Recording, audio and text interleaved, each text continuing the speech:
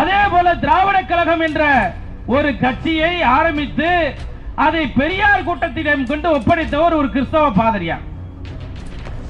இப்ப தெரியுதா திருமுருகன் காந்தி ஏன் கத்துறான், இந்த டேனியல் காந்தி ஏன் கத்துறான்னு இப்ப தெரியுதா, அந்த மதிவாரை ஏன் கத்துறான்னு தெரியுதா, அந்த நம்ம சின்ன எஜமா ஏன் கத்துறாருன்னு தெரியுதா. வீர சாவர்கர் மன்னிப்பு கேட்டார், வீர சாவர்கர் மன்னிப்பு கேட்டார். வீர சாவர்கருடைய சிறைச்சாலையை நான் பார்த்தவன்டா, வீர சாவர்கருடைய சிறைச்சாலை எல்லாம் பார்த்தா நீங்க உற்சாக போயிருவீங்கடா. நீங்க என்ன எதுக்கு எடுத்தாலும் மோடி, எது எடுத்தாலும் மோடி. இஸ்ரேல்ல நடக்கிற கலவரத்துக்கும் மோடிக்கு என்ன சம்பந்தம்? இதிகாசத்தில் இல்ல, புராணத்தில் இல்ல, 4 வேதத்திலையும் இல்ல, எதிலையுமே இல்லாதது அண்ணனுக்கு மட்டும் தெரிஞ்சிடும். எங்க இருந்து அதை படிச்சாருன்னு தெரியல திருமாவளவன். எப்ப பார்த்தாலும் பிறப்பின் அடிப்படையில் ஏற்றத்தாழ்வுகள்.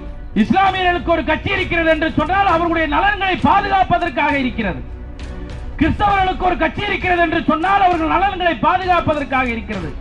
ஆனால் இந்துக்களுக்கு ஒரு கட்சி இருக்கக்கூடாது என்று நினைக்கின்ற ஒரு கூட்டம் தான் இஸ்லாமியர்களை தொடர்ந்து குழப்பி வருகிறது. கொண்டு குடித்த பயங்கரவாதிகளை விடுதலை செய்யுங்கள் என்று ஒரு கூட்டம் போராடுகிறது, அதற்கு அனுமதி கொடுக்கிறது. திராவிட ஒழிப்பு மாநாடு என்று சொல்லி நாங்கள் அனுமதி கேட்டால் அனுமதி தருவதில்லை.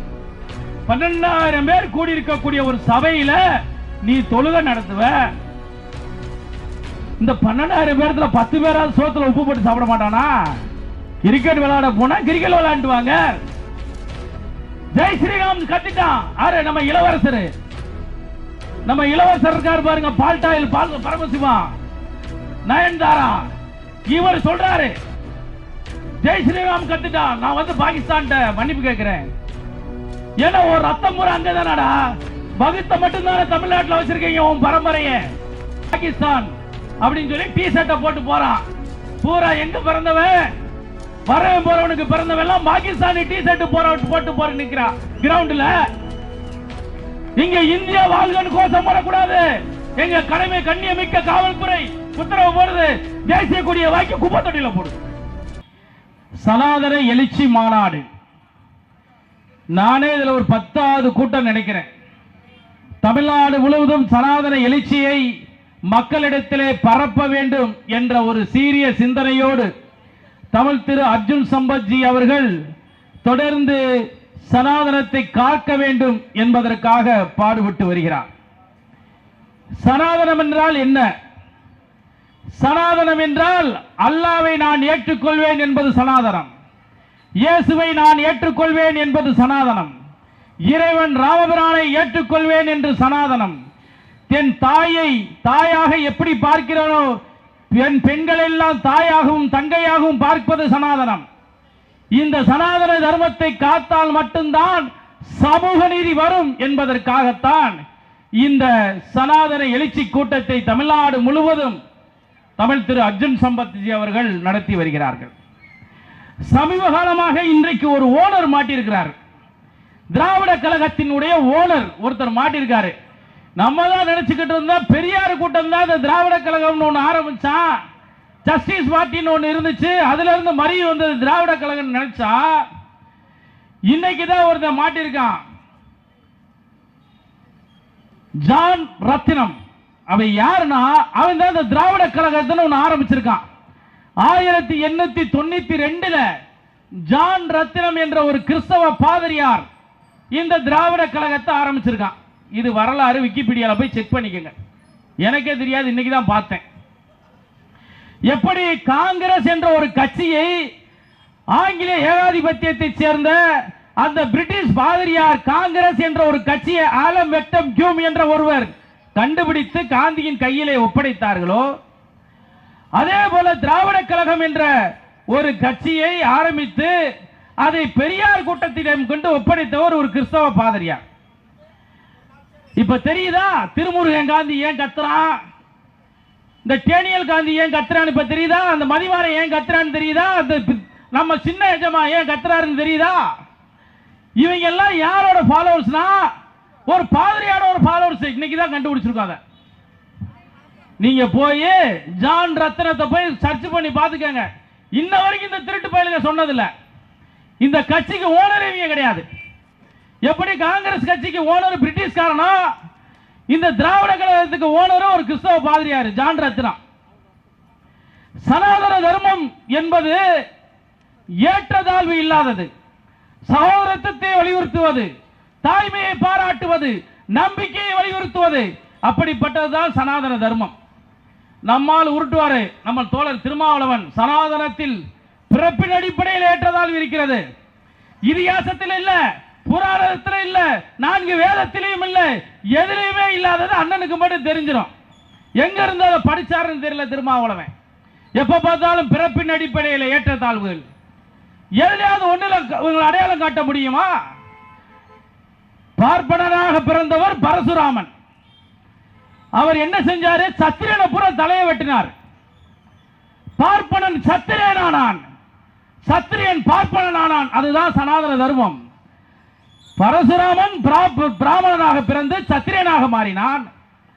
சத்திரியனாக பிறந்த விஸ்வாமித்திரன் பிராமணனாக மாறினான். பிறப்பின் அடிப்படையில் ஏற்றத்தாழ்வுகள் கிடையாது இந்து சனாதன தர்மத்தில். பிறப்பின் அடிப்படையில் ஏற்றத்தாழ்வுகள் எந்த இடத்திலும் சொல்லப்படவில்லை. ஆனால் ஒரே உருட்டிக்கிட்டே இருக்கிறது திராவிட கழக கூட்டம். தொடர்ந்து இந்து மதங்களை பழிவாங்க வேண்டும், இந்து மதங்களை படித்து பேச வேண்டும் என்பதற்காக அதில் ஏற்றத்தாழ்வு இருக்கு, பிறப்பின் அடிப்படையில் ஏற்றத்தாழ்வு இருக்கு என்றால் தொடர்ந்து பேசி வருவது இந்த புழுகு மூட்டையை அடைப்பதற்காகத்தான் இந்த சனாதன எழுச்சி மாநாடு. சமீப காலமா பாத்தீங்கன்னா தமிழ்நாடு என்ன நிலையை நோக்கி போய்க்கிருக்குனே தெரியல.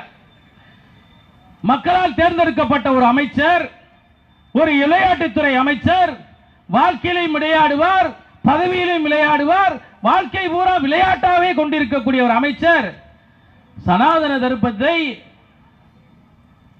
டெங்கு மாதிரி, மலேரியா மாதிரி, கொரோனா மாதிரி அழிக்கணும்னு சொல்றாருன்னா இவங்களுடைய நோக்கம் என்ன? வாக்கு.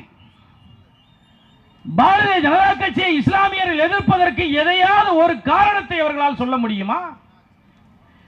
பாரதிய ஜனதா கட்சியை இஸ்லாமியர்கள் எதிர்க்கிறார்கள், அடிப்படைவாதிகள் எதிர்க்கிறார்களே, ஒரு காரணம், அடிப்படை காரணம் அவர்களால் சொல்ல முடியுமா? காரணம், இந்துக்களுக்கான கட்சி பாரதிய ஜனதா கட்சி, இந்து மக்கள் கட்சி என்பதனாலதான் இந்த கட்சி எல்லாம் எதிர்க்கிறான். எந்த பாரதிய ஜனதா கட்சிக்காரன் பள்ளிவாசல்ல குண்டு வச்சிருக்கா? எத்தனை உலமாக்களை கொலை செய்திருக்கிறா? எத்தனை இடத்துல குண்டு வெடிக்கப்பட்டிருக்கிறது? ஆனால் பாரதிய ஜனதா கட்சியை எதிர்ப்பதற்கு எந்த அடிப்படை ஆதாரமும் இல்லாமல் ஒரு குறிப்பிட்ட மதத்தை சேர்ந்த சிறுபான்மை மக்களை நமக்கு இந்து மதங்களுக்கு எதிராக திருப்பிக் கொண்டிருக்கிறது ஒரு கூட்டம் என்று சொன்னால் இந்த போலி திராவிட கூட்டம் தான். இந்த போலி திராவிட கூட்டம் தான் இந்த மதங்களை எல்லாம் நமக்கு எதிராக திருப்பி விட்டுக் கொண்டிருக்கிறது. இஸ்லாமியர்களுக்கு ஒரு கட்சி இருக்கிறது என்று சொன்னால் அவர்களுடைய நலன்களை பாதுகாப்பதற்காக இருக்கிறது. கிறிஸ்தவர்களுக்கு ஒரு கட்சி இருக்கிறது என்று சொன்னால் அவர்கள் நலன்களை பாதுகாப்பதற்காக இருக்கிறது. ஆனால் இந்துக்களுக்கு ஒரு கட்சி இருக்கக்கூடாது என்று நினைக்கின்ற ஒரு கூட்டம் தான் இஸ்லாமியர்களை தொடர்ந்து குழப்பி வருகிறது. இஸ்லாமியர்களிடத்தில் கேளுங்கள், பிஜேபி எதிர்ப்பதற்கு ஒரு காரணத்தை சொல்லுங்கள் என்று அவர்களிடத்தில் கேளுங்கள். உருப்படியா ஒரு காரணம் சொல்ல முடியுமா? சொல்ல முடியாது. காரணம் இல்லை. இந்துவை எதிர்ப்பதுதான் இவர்களுடைய நோக்கம். அதற்கு பாஜகவை எதிர்ப்பதற்கு போல நடிப்பது. 1998 கலவரத்தை யாரும் மறந்துவிட முடியாது. என்னுடைய இஸ்லாமிய சொந்தங்களை என் பையன் எப்படி பார்ப்பான் என்பது இன்றைக்கு கேள்விக்குறியாக இருக்கிறது. இவர்கள் இஸ்லாமிய அமைப்புகள், Popular Front of India, SCP, Manithaneya Makkal கட்சி எல்லாம் போராடுகிறார்கள். வீதியிலே இறங்கி எதை வலியுறுத்தி போராடுகிறார்கள்? அப்பாவி இஸ்லாமிய பயங்கரவாதிகள், அப்பாவி இஸ்லாமியர்களை விடுதலை செய்ய வேண்டும் என்று சொல்லி கோவையிலே 20க்கு மேற்பட்ட இடங்களிலே குண்டுகளை வைத்து கொலை செய்த, திட்டமிட்டு கொலை செய்த கொலை குற்றவாளிகளை விடுதலை செய்ய வேண்டும் என்று சொல்லி ஒரு அமைப்பு போராடுகிறது. இஸ்லாமிய ஃபண்டமெண்டல் அமைப்பெல்லாம் சேர்ந்து அவர்களுக்கு ஒரு பேர் கொடுக்கிறது, அப்பாவி இஸ்லாமியர்கள். யார் அந்த அப்பாவிகள்? 58 அப்பாவி பொதுமக்களை கொண்டவர்கள், 294 பேர் நிரந்தரமாக ஊனமாக்கியவர்கள். அவர்களை அப்பாவிகள் என்று சொல்லி விடுதலை பண்ண சொல்லுகிறது என்று சொன்னால், சாமானிய என் பையன் அவனுக்கு விஷயம் தெரிந்த என்ன சொல்லுவான்? இவங்க தான் வெடிகுண்டு வச்சதா நீதிமன்றத்தில் குற்றம் சுமத்தப்பட்டு குற்றவாளிகளாக 30 ஆண்டு காலமாக சிறையில் இருக்கிறார்களே, இவர்கள் எப்படி அப்பாவி ஆவார்கள் என்று கேட்டால் பதில் இருக்கிறதா? இஸ்லாமிய அடிப்படைவாதிகளுக்கு பதில் இருக்கிறதா? திராவிட முன்னேற்ற கழகம், அனைத்து இந்திய அண்ணா திராவிட முன்னேற்ற கழகமும் மாறுதட்டிக் கொள்கிறீர்களே, நாங்கள் தான் இவர்கள் விடுதலைக்காக பாடுபட்டோம், நாங்கள் தான் இவர்கள் விடுதலைக்காக நாங்கள் பாடுபட்டோம், மெனக்கட்டோம் என்று சொல்லுகிறீர்களே, மனசாட்சி இருக்கிறதா? மனசாட்சி இருக்கிறதா என்று கேட்கிறேன். 58 பேரை கொன்றவர்கள் சிகிச்சை பெற சென்றால் ஆஸ்பத்திரியிலே வெடிகுண்டு, பள்ளிக்கூடத்திலே வெடிகுண்டு, ஒரு கனவுகளோடு சுமந்து வந்த வீதியிலே நடமாடிய எத்தனையோ தாய்மார்களும் தாயும் தந்தையும் வெடிகுண்டால் செதறி உயிரிழந்தார்களே. இவர்கள் அப்பாவிகளா? இவர்கள் அப்பாவி இஸ்லாமியர்களா? எங்கே போகிறது தமிழ்நாடு? தமிழ்நாட்டினுடைய நிலை என்ன? கொண்டு குடித்த பயங்கரவாதிகளை விடுதலை செய்யுங்கள் என்று ஒரு கூட்டம் போராடுகிறது, அதற்கு அனுமதி கொடுக்கிறது. திராவிட ஒழிப்பு மாநாடு என்று சொல்லி நாங்கள் அனுமதி கேட்டால் அனுமதி தருவதில்லை. இஸ்ரேலிலே பிரச்சனை, இஸ்ரேலுக்கும் பாலஸ்தீனத்துக்கு பிரச்சனை என்றால் நாம் கேள்வி கேட்க போறதில்லை. 2 நாட்டுகளுக்குள்ளே பிரச்சனை, நாம் கேள்வி கேட்க மாட்டோம். ஆனால் அங்கே ஹமாஸ் பயங்கரவாதிகள், இஸ்ரேலில் இருப்பவர்கள் அந்த பாலஸ்தீன நிலப்பகுதியை விலை கொடுத்து வாங்கிவிட்டார்கள். வாங்கிய பின்பும் சட்டவிரோதமாக அந்த பகுதியிலே குடியிருக்கிறார்கள். இருந்தாலும் அவர்களை யாரும் எதுவும் செய்யவில்லை. அவர் ஒரு மூலையிலும் இவர் ஒரு மூலையிலும் இஸ்ரேலும் குடியிருந்து வருகிறார்கள். தர்மநாயகத்தை எவன் பேசினாலும் சங்கி என்று முத்திரை குத்துவார்கள். இந்த தர்மநாயகத்தை பேசுவதற்கு எந்த அரசியல் கட்சிக்கு துப்பும் இல்லை, திராணியும் இல்லை. 27 நிமிஷத்தில் 7000 பாஸ்பரஸ் குண்டுகளை ஹமாஸ் பயங்கரவாதி இஸ்ரேல் பகுதியில் வீசியது. அதோடு எதிர்வினைதானே இன்னைக்கு பாலஸ்தீனத்தின் மீது தாக்குதல். பாலஸ்தீன மீது தாக்குதலை சென்று ஊடகமெல்லாம் இந்த ஊடகமெல்லாம் ஊழையிடுகின்றது. இந்த பயங்கரவாத செயல் எப்படி வந்தது என்று சொல்ல முடியுமா? ஹமாஸ் பயங்கரவாதிகளால் தான் இந்த பிரச்சனை என்று யாருக்காவது சொல்ல திராணியும் தெம்பும் இருக்கிறதா? இதை சொல்லக்கூடிய திராணியும் தெம்பும் இருக்க ஒரே கட்சி பாரதிய ஜனதா கட்சி, இந்து மக்கள் கட்சி, தென்னிந்திய ஃபார்வர்ட் பிளாக். நாங்க தான் சொல்லுவோம். இதை பயங்கரவாதிகளுக்கு எங்களுக்குமே இடமில்லை, எங்களிடத்திலும் இடமில்லை, பயங்கரவாதிகள் இடத்துல எங்களுக்கும் இடமில்லை. ஆனால் அமைதியாக தூங்கிக் இருந்த வேளையிலே, உறங்கிக் கொண்டிருந்த வேளையிலே 27 நிமிஷத்தில் 7000 பாஸ்பரஸ் குண்டுகளை இஸ்ரேல் பகுதியில் ஏவியதனால்தான் இன்றைக்கு இந்த பிரச்சனை. இந்த பிரச்சனை இன்று நேரத்தில் 100 ஆண்டு கால பிரச்சனை. இந்த 100 ஆண்டு கால பிரச்சனைக்கு தமிழ்நாட்டில் கொடி பிடிக்கிறான். தமிழ்நாட்டில் கொடி பிடிச்சு பாலஸ்தீனத்திற்கு ஆதரவாக மோடிக்கு எதிராக கோஷம் போடுறான். ஏண்டா டேய், இந்தியாவுக்கு தாண்டா அவர் பிரதமர், இஸ்ரேலுக்கு பிரதமர் இல்ல மோடி. என்ன எதுக்கு எடுத்தாலும் மோடி, எது எடுத்தாலும் மோடி. இஸ்ரேல்ல நடக்கிற கலவரத்துக்கும் மோடிக்கு என்ன சம்பந்தம்? மோடியை படிச்சு பேசுறான் கூட்டத்தில். கேரளாவில் இஸ்ரேல் பயங்கரவாதிகளுடைய இஸ்ரேலுடைய தாக்குதலை கண்டிச்சு பாலஸ்தீன ஆதரவாளர்கள் கேரளாவில் கூட்டம் போடுறான். அங்க ஹமாஸ் பயங்கரவாதிகளுடைய செயல் தலைவர் வந்து காணொலியில பேசுறான். அந்த காணொலியில் என்ன பேசுறான்? இஸ்ரேல்வாதிகளையும் இந்துத்துவாவை கருவறுக்க வேண்டும் சொல்றான். நாங்க என்னடா பண்ண ஒன்னிய? அப்ப எந்த அளவு இந்த நாடு பாரத பூமி அந்நிய சக்தியின் கைக்கூலியாக மாறிக்கொண்டிருக்கிறார்கள் என்பது பார்க்க வேண்டும். இதிலே கேரளாவிலும் தமிழ்நாட்டிலும் தான் பயங்கரவாத செயல் அதிகரித்துக் கொண்டிருக்கிறது. கிரிக்கெட் விளையாட போனா கிரிக்கெட் விளையாண்டுவாங்க.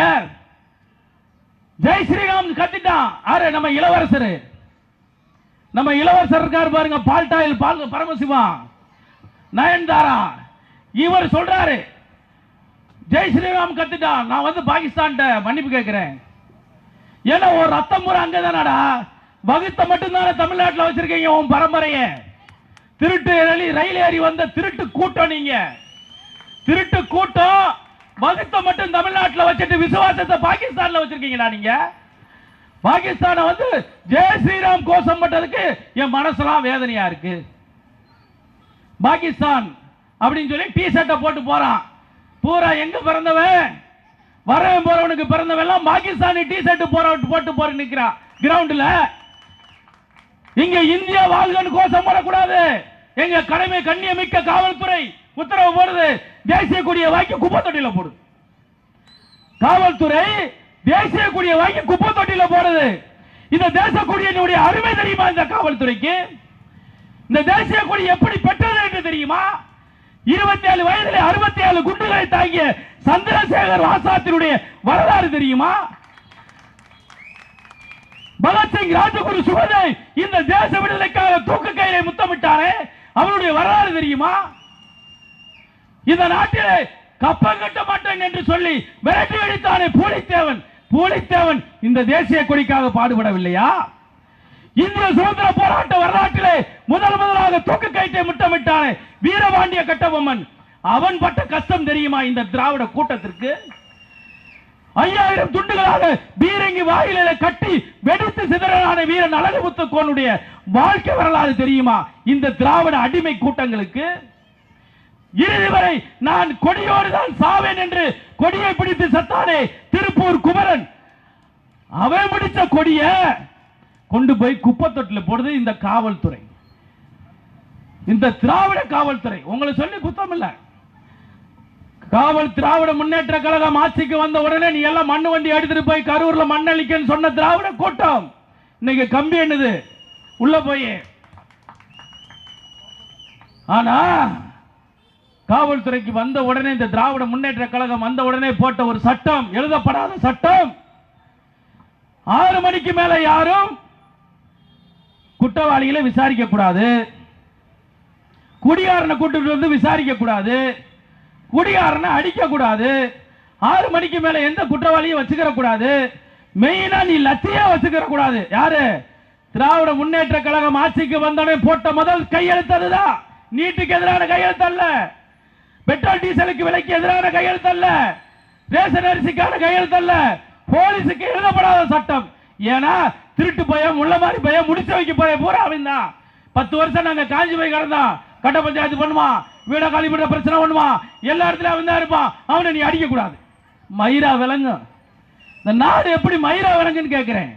எப்படி விலங்கு இந்த நாடு? போலீஸ்க்கு வாத்தியார் கையில இருந்து கம்ப புடுங்கினா ரவுடி பய உருவானா. இன்னைக்கு ரவுடி பயல்களை உடைக்கிறதுக்கு காவல்துறை கையில கம்பு இருந்துச்சு. காவல்துறையின் கம்பு புடுங்கினதுனால இந்த புடுங்கிய ஆட்சிக்கு வந்து 3 வருஷத்துல 2800 கொலைகள் தமிழ்நாட்டில் நடந்திருக்கு. காரணம் என்ன? போலீஸ்க்கு பவர் புடுங்கப்பட்டிருக்கு. ஸ்காட்லாந்துக்கு நிகரான போலீஸ் தமிழ்நாடு போலீஸ். இன்னைக்கு அவங்களுக்கு பவர் இல்ல. காரணம் இங்க இருக்க ஆளுகின்ற ஆட்சியாளர்கள் லட்சணம் அப்படி. ஜெய் ஸ்ரீராம் கத்திட்டான். எப்பயுமே தமிழ்நாட்டில் வினையை விதைத்தவன் மீது யாரும் பேசுறதே இல்லை. எதிர்வினை ஆற்றவனுக்கு வந்து பத்தியா பேசுறான்,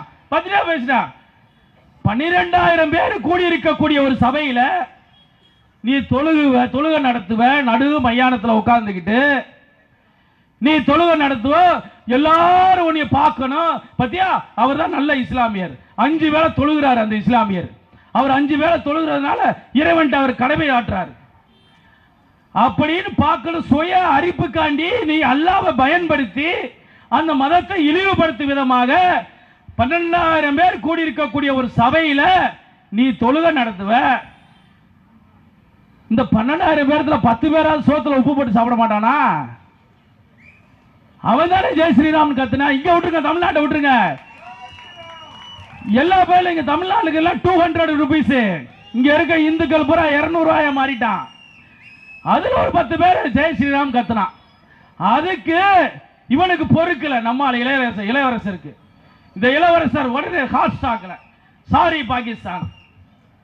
டேய் என்னடா இது நாடு? வர வர இது நாடு தமிழ்நாடா இல்ல அயல் நாடானே தெரியல. நமக்கே அப்பப்ப கிழிக்கிறோம். கோட்டமேட்டு பக்கத்துல பாலஸ்தீன கொடி ஏத்துறாங்க. எத்தனை அடி கொடி?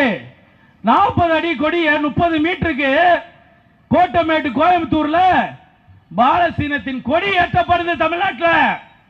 அவனுக்கு கூட்டிட்டு போய் என்ன செஞ்சீங்க? பெட்டிகோஸ் போட்டு அனுப்பிச்சிருக்கு இந்த காவல்துறை. தேசிய பாதுகாப்பு சட்டத்தில் கைது செய்து குண்டர் சட்டத்தில் அவர் அடைத்திருக்க வேண்டுமா வேணாமா? ஒரு நாட்டோட கோஷத்தை தமிழ்நாட்டில் நீங்க போடுவீங்க, உங்களை கேட்க ஆள் இல்லை. இந்த அப்பாவி சிறைவாசிக்கு வருவான். இந்த அப்பாவி சிறைவாசிகள் இருக்காம கோவை பாச்சா 27 இடத்துல குண்டுகள் வெடிக்காமல் எடுக்கப்பட்டுச்சு. அதுல 70 கிலோ ஆர்டிஎஸ் பாம் வெடிக்காம எடுக்கப்பட்டுச்சு. அது மட்டும் வெடிச்சிருந்தா பக்கத்துல பால்வாடி ஸ்கூல், அரசு ஊழியர் வேலை செய்யக்கூடிய கார்பரேஷன் ஆபீஸ் சின்னாபனமாயிருக்கும். ஒரு திட்டமிட்டு கொலை செய்ய வேண்டும் என்ற நோக்கத்தோடு கொலை குற்றவாளிகளை எப்படி மத அடையாளத்தோடு மீட்பதற்கு இந்த அமைப்புகள்லாம் போராடுது. இப்ப நீங்க சொல்லுங்க, யார் பாசிசவாதி, யார் பயங்கரவாதி, நீங்க சொல்லுங்க. இப்ப குற்றவாளிகளை பிடித்தது காவல்துறை.